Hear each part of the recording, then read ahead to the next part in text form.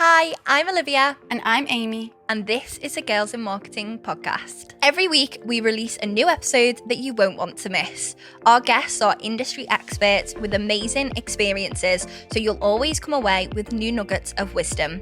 From educational and inspiring episodes covering the latest in digital marketing to casual and fun chats with the Girls in Marketing team, unpacking marketing myths and trends, we've got it all. Here at Girls in Marketing, we're all about empowering and supporting women to be the best marketers they can be through our online learning platform and community. Check out our resources and membership to get involved, as we'd love to welcome you to our inner circle.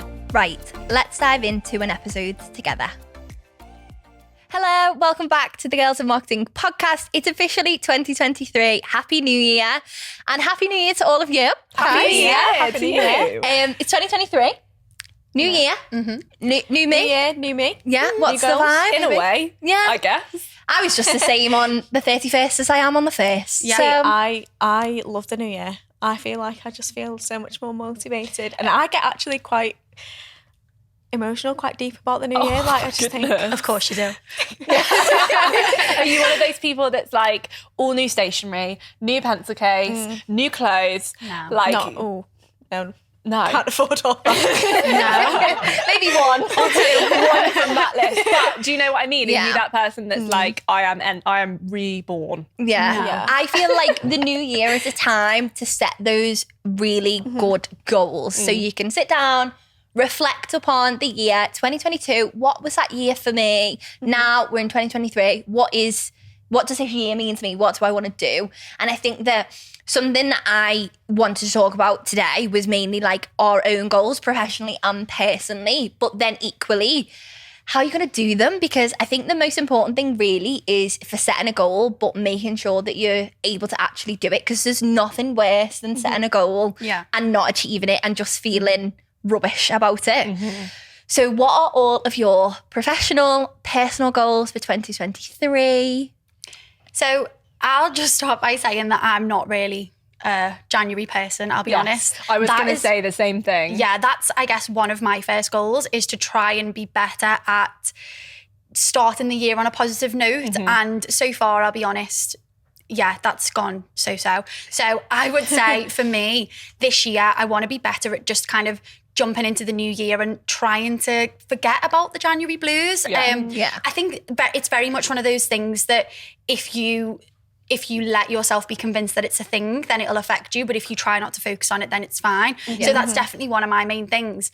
And it also kind of ties into another one of my goals that I want to get better this year at focusing again on my personal well-being and my own mental health. It's something that I've kind of had ups and downs with in the past, and I've been through periods where I've been really good at focusing on working on it and, you know, committed to working on myself, taking time for myself, not doing things that really don't serve me and my mental health. So I want to get back onto a good track with that, definitely. So that's one of my main things, and starting January well by doing that. Yeah, I would 100% agree with that, because as well, I think when we talk about goal setting and reflecting, actually, for me, January can be the most overwhelming time to do that. It's like, I know that it feels right to kind of set all those goals in that moment, but actually for me, the worst thing I can do is like, kind of think bigger picture about my life and start analysing it to that level, because January for me, like you, is just a bit of a touchy month, and I'm sure so many people listening feel the same way as well. It can be quite a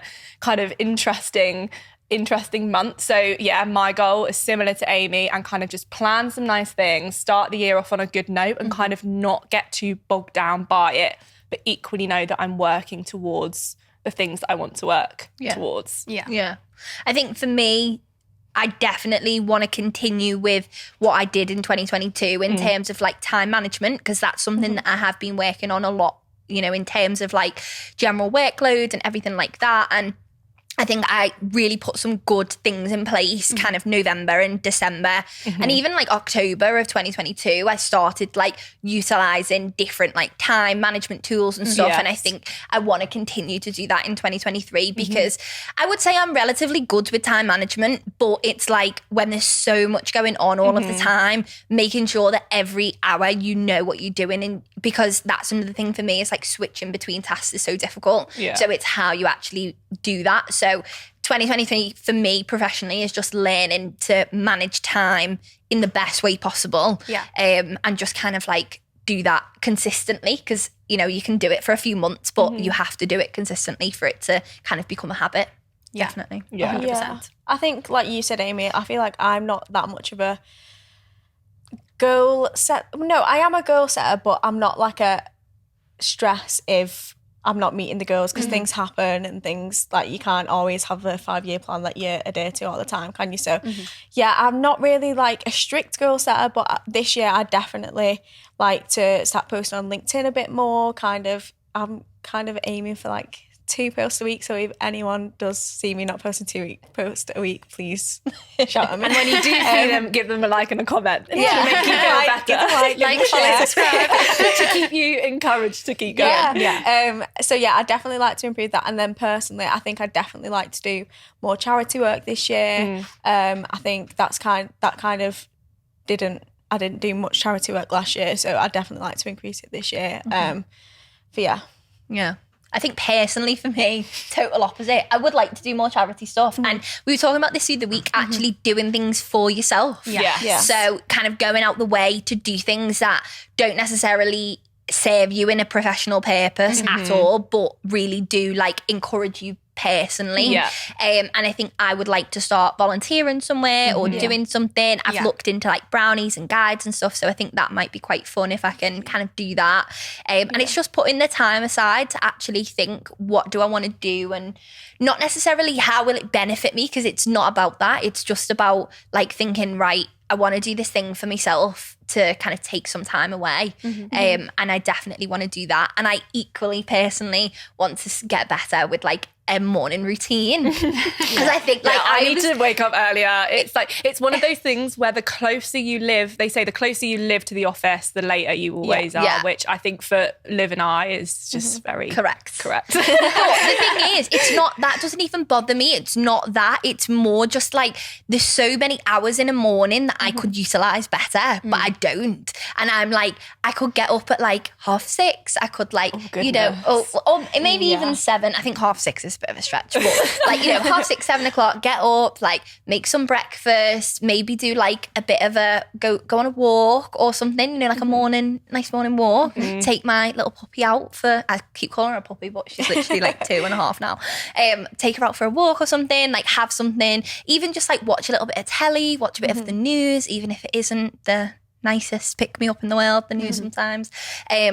But yeah, I feel like my morning routine is get up, get ready and leave. And You don't have time to think then, do you? Yeah. I feel like, the earlier you get up, and I'm not like an early riser at all, but I think the earlier you get up and you set, like you go on a walk or you kind of do them things for yourself, you kind of set your day up for a good start. And then I always find the earlier I get up and the more time I have to think, and I don't just dive straight into work or dive straight into something, then the better my day is, I find. Yeah, and I definitely want to do that. Because even early, I mean, I'm saying early is 7 o'clock, but for some people, like early is like 5 a.m. Yeah, like early for me, like I just want to start getting up at 7 o'clock, you know, nice time, Realistic. get ready. Realistic, yeah, that's another thing, That's the making thing. sure goals Making are sure realistic. they're realistic. Yeah, Yeah, absolutely. 100%. Absolutely. I think another one for me, similar to what you've said about kind of routine, is and it really actually ties into what I said earlier about working on my mental health again, is that I've fallen into a bit of an inconsistent exercise routine. And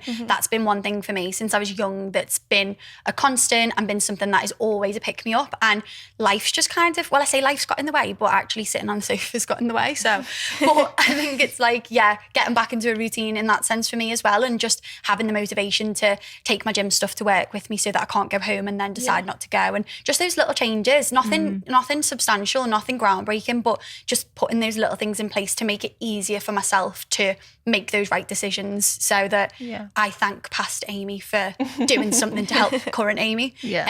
But in a professional setting, I think there's probably a couple of things for me. I would really like to do some mentoring this year. I don't really know in what capacity, but I definitely know that since being part of Girls in Marketing and, you know, through our membership, I have the opportunity to speak to so many of our lovely members about, you know, their careers and what they're doing, and, you know, provide them with, I don't necessarily always have the answers, but to talk through their situations and things with them. And a lot of the time, I maybe have been in the positions that they're currently in and can offer a bit of a word of guidance or just kind of some, positive support for them and be the person that I needed when I was in their position. So I think for me, when you were talking about doing something that's like for yourself, that would be quite fulfilling for me to do.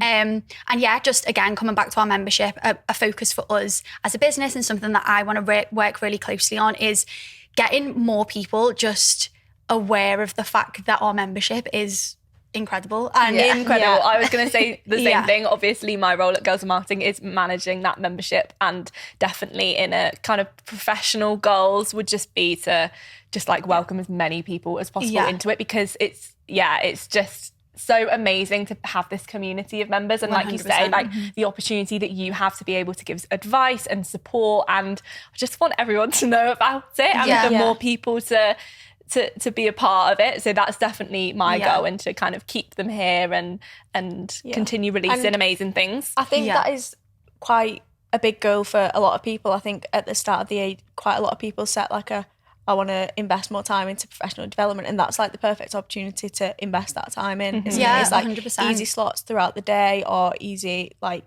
just turn up to a webinar and learn so much, like half an hour in lunch. It's just so convenient. Yeah, absolutely. And because we cover all sorts of different things, obviously not just marketing related, but that professional kind of stuff as well. This month is all about pitching and presenting and public speaking. And so that's obviously such an important kind of skill to go in and have. And it's definitely something that I want to work on this year in terms of a professional goal as well. So I'm loving this month. Yeah, and I think for me, it's about, our membership, as we've just said, like it's so amazing, and we have so many members who join, individually, but also getting more people joined on as teams, like part of the team that they work in, because we have the opportunity for teams to do that. And actually, we've had quite a few join last year, and seeing their use of the membership and how it's developed them as professionals 100%. within their current roles is amazing. So yeah, for me, that's just a huge goal. It's always a win when we see more people coming in and just 100%. Loving what we do. Yeah. Because it's changed so much as well. Like if you joined when we started in February 2021 and you joined now, you'd be looking at a completely different thing. Me and Amy did join in February. We've been around since the beginning, and I've seen the evolution. The evolution, and we're always adding new things, and we're always hearing members' feedback, and it's just how far it's come. It blows my mind. And I think we're at a place now where we're just like so happy and proud, and just want as many people to join as possible. Key takeaway: if your goal is to invest in your professional development, then become a member. But overall, I think the thing that we can kind of all take from, setting goals and stuff is it's got to be as specific as possible. It's that like smart. I don't want to like throw anyone back to uni or college or anything. Bit of a but theory it genuinely is. I think it's so true. So it's specific. So you've got to be as specific as possible with your goal setting. It's got to be measurable. So you've got to be able to, if you just say, for example, I want to do this one thing, it's like, it's specific, but how measurable is it? Then it's got to be, like all of these other, it's got to be accurate. It's got to be timely as well as another big thing. 100%. Give it a time. Realistic. It's one of them things of like, sometimes people just sit there and they say, I want to, for example, when people say, I want to buy a house, that's a massive thing. It's like, actually, there's so many other goals in between 100%. Them. And I always call them like mini milestones. What are the mini milestones to like help you get to that one main milestone? And then it's not as overwhelming, is it? And then you can like work towards it. Because my personal goal, you're going to think I'm so nerdy, but it's to read over 100 books in 2023. I was going to say, that seems really achievable for you. That's like a mountain for me. But you say that, but this year is the most books I've ever read, and I won't lie, it's because I came off TikTok in January of last year. I need to take some advice from you. So my goal is to kind of exceed that if possible. Yeah. That would be good. I think you'd be able to do that. But like you said about making it measurable and like mini milestones, I know that I have to read about 10 books a month to make that happen. And actually, I don't know 10 books a month? I don't know how realistic that is. Oh my gosh. If you go on holiday, you can smash out a few books in one holiday. So I think... Is that saying we need to go on some more holidays? Intense. No, I definitely want to read more in this year. I think it's a big thing that I've started doing like in the last few months. So I definitely want to start reading, but 100 books I could never do. But I admire 100 books. But from you're you. being realistic. Realistic, definitely. Smart goals. Maybe 20. That might be pushing it. That's like I more think you than could one do a month. 20. I'll help you do 20. I'll read some for you. And you can have them. Yeah, have an Don't audio cheat book. with your New Year goals, guys. But yeah, it'd be so great if you want to share your New Year's goals with us. It's been so fun recording this today. And I think that going forward with the snack episodes, we're going to continue bringing them to you. We've had amazing feedback from everyone. Yeah. So we're definitely going to be bringing those more to you in 2023. So hopefully you enjoy them. Definitely go ahead, leave us a like, subscribe to our YouTube channel if you watch on YouTube. And yeah, I'm just so excited for this year. Yeah, bring it on. Thanks so much for joining us for another episode of the Girls in Marketing podcast. We love hearing from you, so if you enjoyed this episode, leave us a review to let us know your thoughts, and make sure you hit the subscribe or follow button to be the first to hear when our new episodes released. Don't forget, if you want to get involved with Girls in Marketing, check out our membership to join our incredible community of marketers. Think marketing resources, courses, webinars, and more. Find out more on our website or drop us a message on any of our social channels at Girls in Marketing.